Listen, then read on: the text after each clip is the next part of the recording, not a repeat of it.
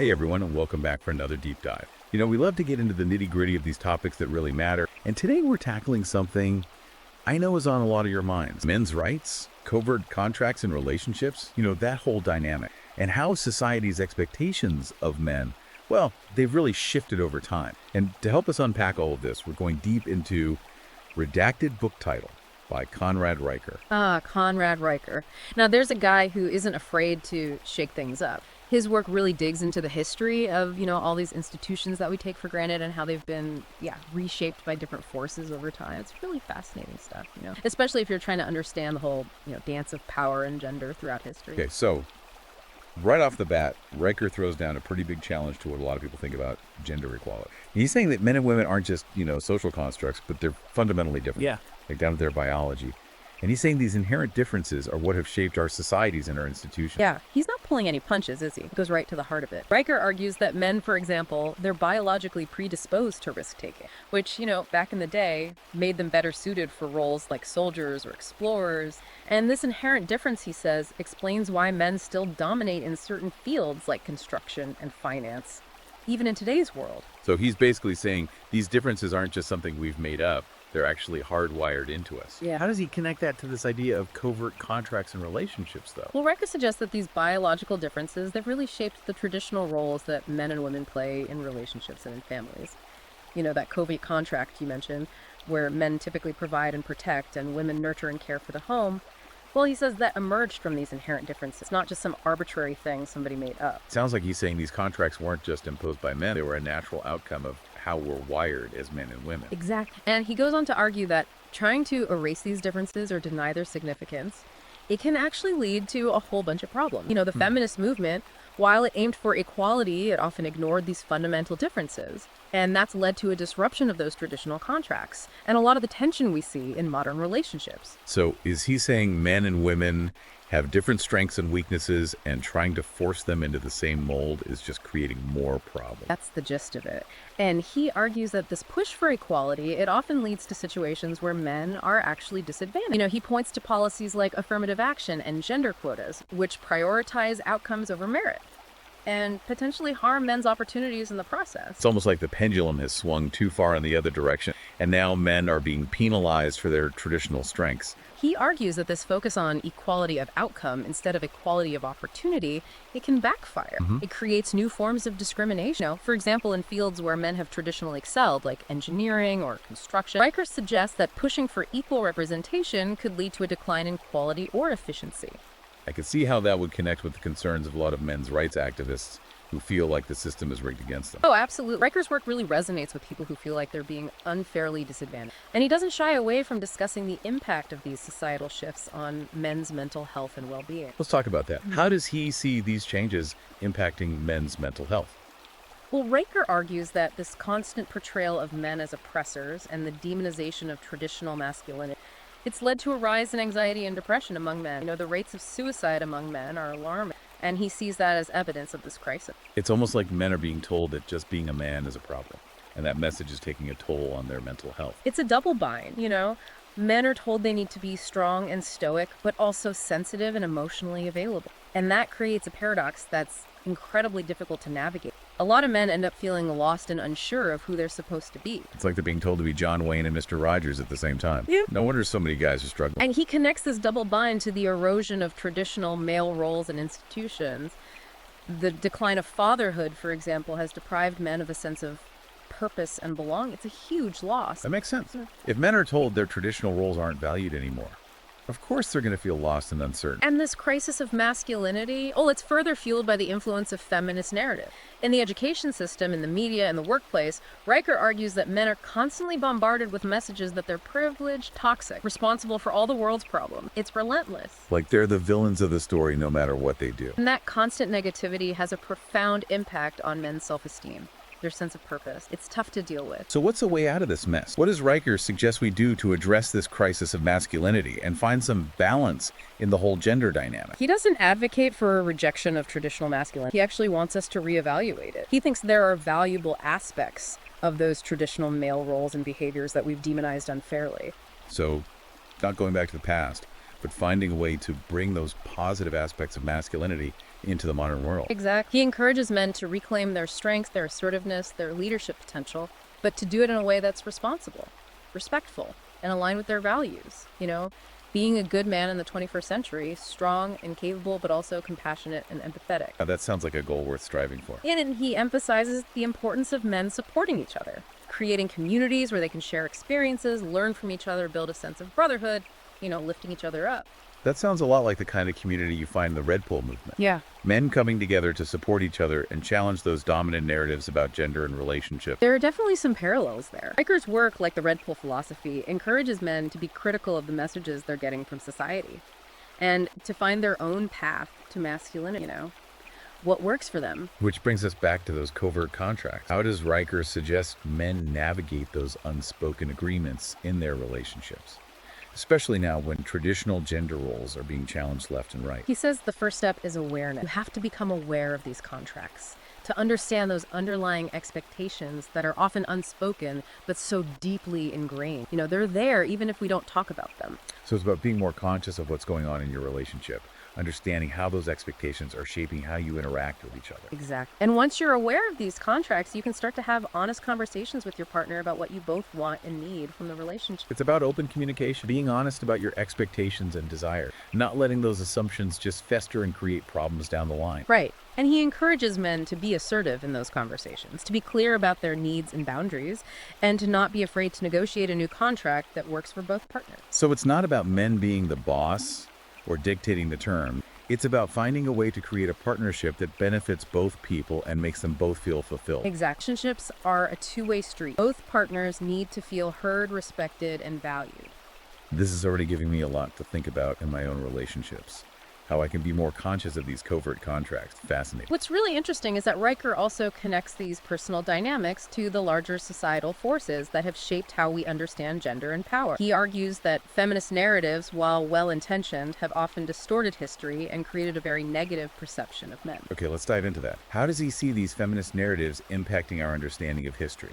Well, he challenges that feminist narrative that often portrays men as the villains of history and women as perpetual victims. He thinks it's a simplistic view that ignores the complexities of the past and the contributions that both men and women have made to society, It's not that black and white. But we need to be more nuanced in our understanding of history, recognizing that it's not just a story of oppressors and the oppressed. Exactly. He gives examples from history where men have fought for social justice, supported women's rights, made significant contributions to the arts, sciences, and culture. Men have done a lot of good, too. It's not about denying that there have been injustices in the past, but recognizing that men have also played a positive role in shaping the world. Right. And he thinks this more balanced view of history is essential for understanding how complex gender relations are today. Yeah. That feminist narrative that focuses on male oppression, it's created a lot of resentment and distrust, and that undermines healthy relationships between men and women. It makes you think about the stories we tell ourselves about the past and how those stories can really warp our perceptions of the present. He argues that this rewriting of history has a direct impact on how we view masculinity today.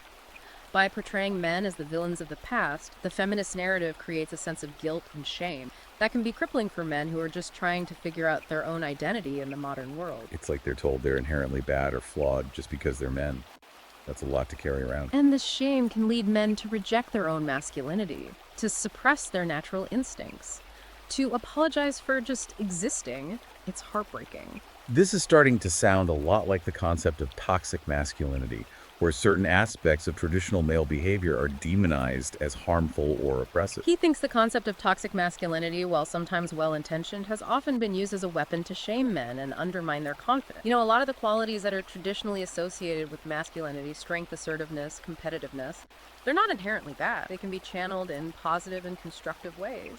So it's not about getting rid of those qualities. It's about finding a healthy and balanced way to express them. Exactly. He argues that men need to be encouraged to embrace their masculinity, not suppress it, and to find ways to express their strength and their drive in ways that benefit them and society as a whole. That's a powerful message. Yeah. It's about taking back the power of masculinity and using it as a force for good. And he ties it back to the idea of leadership. Riker argues that this demonization of masculinity by the feminist narrative has led to a decline in male leadership, which he thinks is essential for a stable and thriving society. So he's saying that we need strong male leaders, not in spite of their masculinity, but because of it. Exactly. He argues that men and women have different leadership styles, each with their own strengths and weaknesses, and a healthy society needs a balance of both. This current trend of pushing men out of leadership positions, he thinks it's ultimately harmful. It's interesting. It's not about saying that women can't be good leaders. It's about recognizing that men bring something unique to the table, too. Right. He uses examples like Winston Churchill's leadership during World War II. His decisiveness and resilience under pressure qualities he associates with traditional masculinity were crucial to the Allied victory. And he also points to figures like George Washington and Abraham Lincoln. Their leadership styles, while not perfect, were shaped by their masculine qualities and helped to shape the course of history. It makes you think about the whole debate about gender roles and leadership positions. It's like he's saying we shouldn't be trying to force everyone into the same mold, but recognizing that different people bring different strengths to the table. Exactly. He argues that a diversity of leadership styles is essential for a healthy and functioning society. Wow. This is a lot to take in. It seems like Riker is really challenging a lot of the conventional wisdom about gender equality and the role of men in society. He is. And his work is especially relevant for people who are questioning those dominant narratives and looking for a deeper understanding of the dynamics at play in their relationships and in the world at large.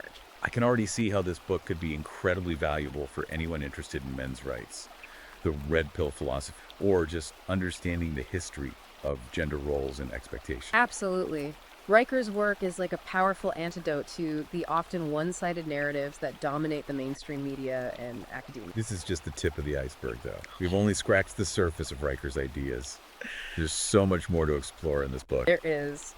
We'll dive deeper into his analysis of the feminist aesthetic, the rewriting of history, and the impact of these narratives on men's lives in the next part of our deep dive. This has been incredibly insightful so far. I'm already looking forward to part 2. So, we were talking about how Riker challenges these narratives around gender, and he also delves into how these narratives have impacted our very idea of beauty, particularly, in the realm of cosmetics and the beauty industry. It's fascinating how he ties it all together. Okay, so we're talking makeup, skincare, that whole world of beauty standard. How does he connect that to everything else we've been discussing? Well, Riker argues that the feminist movement, while initially critiquing those traditional beauty standards, the ones that were seen as oppressive, it actually ended up creating its own set of restrictive expectations. He calls it the feminist aesthetic, and he suggests that it can be just as harmful as the standards it claims to oppose. So basically he's saying feminism just replaced one set of beauty standards with another. Could you give us an example of what he means? Sure. He points to the whole natural beauty movement. Now, on the surface, it's great for women to feel comfortable in their own skin.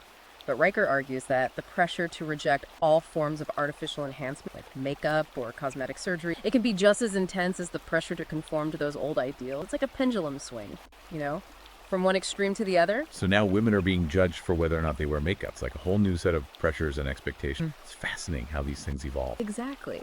And it's not just about makeup either. Riker argues that the feminist aesthetic often promotes a kind of androgynous look, minimal makeup functional clothing, a rejection of anything that's seen as traditionally feminine. Think about the rise of athleisure and that whole comfort over style trend. Riker sees this as a reflection of that aesthetic. It's seeped into our culture in a big way. That's interesting. I can definitely see how that connects to his idea that feminism is trying to erase the differences between men and women. It's like a blurring of the lines between what's considered masculine and feminine. Exactly. And he goes even further. He argues that this aesthetic isn't just about personal style. It's actually infiltrated our institutions. He suggests that it's used to justify policies that disadvantage men in the workplace, like diversity quotas or mandatory sensitivity training. It's like a subtle form of discrimination. So men are being judged for not conforming to this new aesthetic, even in professional settings. It's like a whole new set of rules that they have to navigate. Precisely.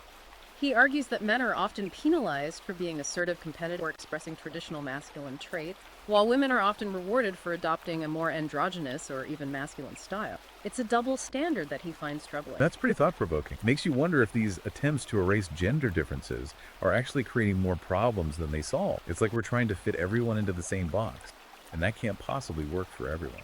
And he ties this back to the idea of societal stability. Riker believes that these trends are contributing to a decline in cultural norms and a sense of community. It's like the glue that holds society together is starting to come undone. So it's not just about individual men and women feeling lost or confused. It's about the very fabric of society itself starting to unravel. It's a pretty big picture perspective. That's exactly how he sees it. He argues that the push for political correctness and the rejection of traditional values have created a sense of fragmentation, a loss of shared identity. We're all becoming more isolated and disconnected from each other. That's a pretty bleak outlook.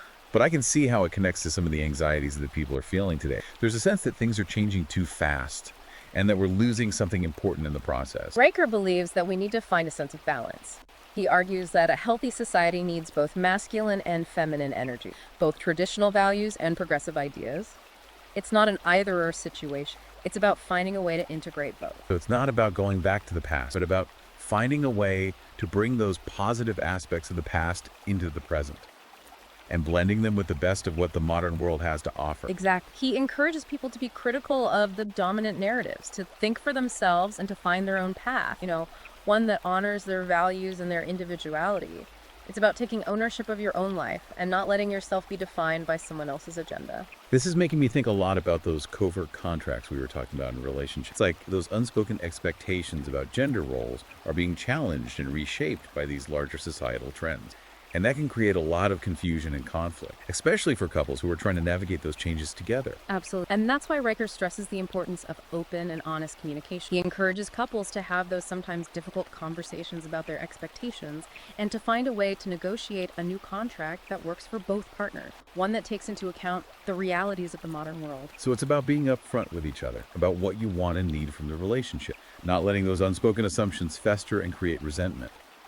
It's about being proactive and intentional, about creating a partnership that works for both people. Precisely. It's about acknowledging the challenges of navigating these changing dynamics, but also recognizing the opportunity to create something new and fulfilling together. It's about embracing the complexity and finding a way to make it work. This has been really eye-opening so far. I'm starting to see how these seemingly abstract ideas about feminism, masculinity, and societal trends, they actually have a very real impact on our everyday lives and relationships. All these pieces are starting to fit together. That's the power of Riker's work. He helps us to connect the dots and see the bigger picture. And he doesn't shy away from controversy. He really challenges some of the core tenets of feminism and the woke ideology that's become so prevalent in our culture. And that's what makes his work so valuable, especially for people who feel like their perspectives are being silenced or marginalized. It's like a breath of fresh air to hear someone articulate these ideas in such a clear and compelling way. I'm glad you're finding it valuable. I know I've learned a lot from reading his work, and I think it's something that can really benefit anyone who's trying to make sense of the world we live in. I'm already thinking about how I can apply some of these ideas to my own life and relationships, like a whole new framework for understanding these complex issues. That's fantastic. Riker's book provides a really valuable framework for understanding these issues, and it empowers individuals to take control of their own narrative. It's about taking back your power and shaping your own destiny. And there's still so much more to unpack. We haven't even touched on his analysis of the connection between feminism and Marxism, or his critique of the witchy aesthetics that have become so popular in certain circles. It's like a whole other layer of the onion that we need to peel back. We'll get to those topics in the next part of our deep dive. There's a lot to uncover, and it's all incredibly relevant to anyone who's trying to understand the cultural and political landscape we're navigating today. It's like a roadmap for making sense of the chaos. Can't wait to dive in. Let's take a quick break and then we'll come back and explore those final layers of Riker's fascinating and thought-provoking work.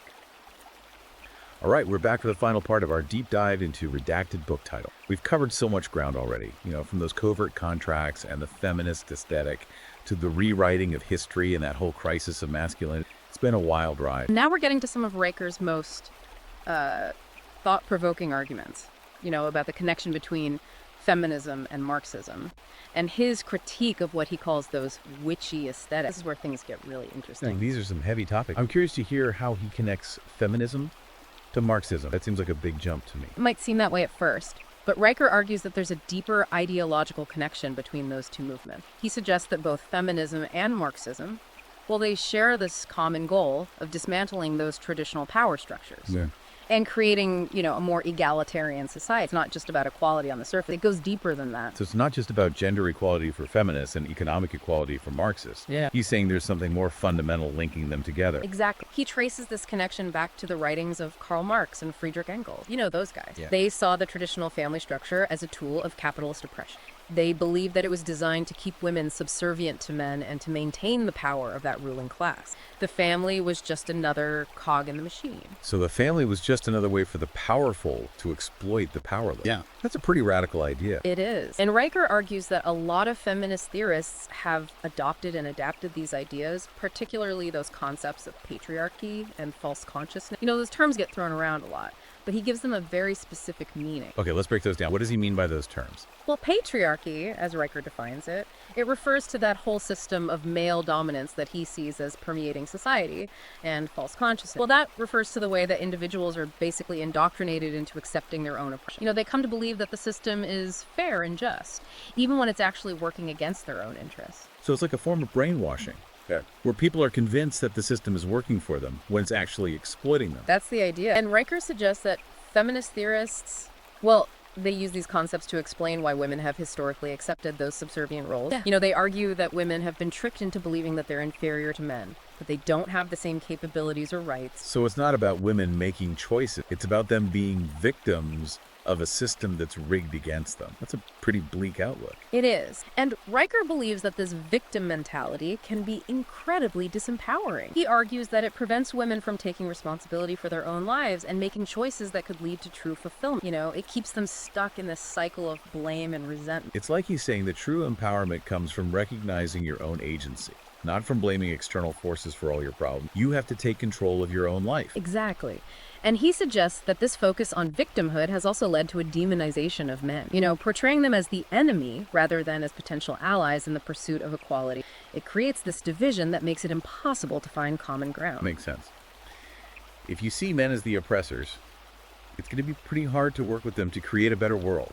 It's like you've already written them off as the bad guys. Right. And this ties into his critique of those witchy aesthetics that have become so popular in some feminist circles. The embrace of witchcraft, goddess worship, those kinds of occult. Riker argues that this reflects a deeper rejection of traditional values and a desire to overturn the existing power structure. It's a way of rebelling against the patriarchy. Okay, so he's not just talking about women wearing crystals or casting spells. He's saying there's a deeper ideological significance to this trend. Exactly.